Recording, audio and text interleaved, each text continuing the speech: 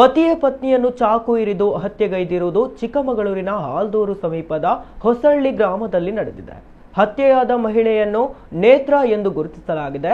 ಪತಿ ನವೀನ್ ವಿರುದ್ಧ ಕೊಲೆ ಆರೋಪ ಕೇಳಿಬಂದಿದೆ. 5 ತಿಂಗಳ ಹಿಂದೆಯಷ್ಟೇ ಇವರಿಬ್ಬರ ಮದುವೆಯಾಗಿತ್ತು.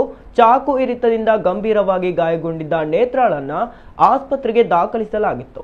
ಆದರೆ ಚಿಕಿತ್ಸೆ ಫಲಿಸದೆ ಆಕೆ ಸಾವನ್ನಪ್ಪಿದ್ದಾಳೆ.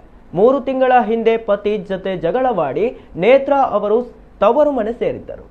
ಆಕೆಯ ತವರು ಮನೆಗೆ ಹೋಗಿ ಪತಿ ನವೀನ್ ಚಾಕು ಇರಿದಿದ್ದಾನೆ ಎಂದು ನೇತ್ರಾ ಪೋಷಕರು ಆರೋಪಿಸಿದ್ದಾರೆ.